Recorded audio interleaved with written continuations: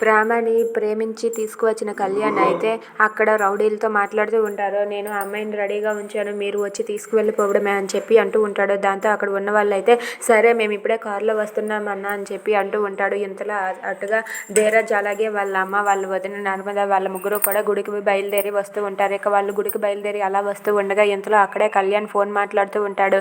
ఇక అది గమనించక కళ్యాణ్ అయితే ఫోన్ మాట్లాడేసి తన రూమ్లోనికి వెళ్ళిపోతాడు. ఇంకా ధీరజ్ వాళ్ళు అయితే వాళ్ళ అమ్మని తీసుకొని గుడికి వెళ్తూ ఉంటారు. అలా వాళ్ళైతే చాలా సంతోషిస్తూ గుడికి వెళ్తూ ఉంటారు. ఇంతలో అక్కడ ఉన్న ప్రేమ అయితే పెళ్లి కూతురులా రెడీ అయ్యి అక్కడే అలా కూర్చొని ఉంటుంది. అది చూసి కళ్యాణ్ అయితే అబ్బా ప్రేమ ఎంత అందంగా ఉన్నావు, నిన్ను ఇలా చూస్తుంటే నాకు ఇప్పుడే పెళ్లి చేసుకోవాలని ఉంది, కానీ ముహూర్తం ఉంది కదా దానికి కూడా అని చెప్పి అనుకుంటూ ఉంటాడు. ఇక అటుగా ధీరజ్ వాళ్ళైతే అలా వెళ్ళడం ప్రేమ గమనించక అక్కడే అలా కూర్చొని ఉంటుంది.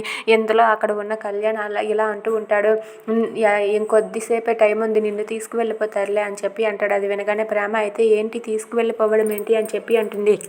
అదే మా ఫ్రెండ్స్ వచ్చి నిన్ను తీసుకుని వెళ్తారు, మన ఇద్దరు ప్రేమని పెళ్ళిగా మార్చుతారు, మా ఫ్రెండ్స్ ఉన్నారు కదా వాళ్ళు మన ఇద్దరికి కలిపి పెళ్లి చేస్తారని చెప్పి అంటూ ఉంటాడు. అది వినగానే ప్రేమ అయితే అలా మౌనంగా ఉండి వాళ్ళ ఇంట్లో వాళ్ళ గురించి ఆలోచిస్తూ ఉంటుంది. ఇక వాళ్ళ ఇంట్లో వాళ్ళ గురించి ఆలోచిస్తూ చాలా బాధపడుతూ ఉంటుంది. వాళ్ళ మేనత్త గురించి వాళ్ళ నాన్న గురించి ఆలోచించి ఇంకా బాధపడుతూ ఏడుస్తూ ఉంటుంది.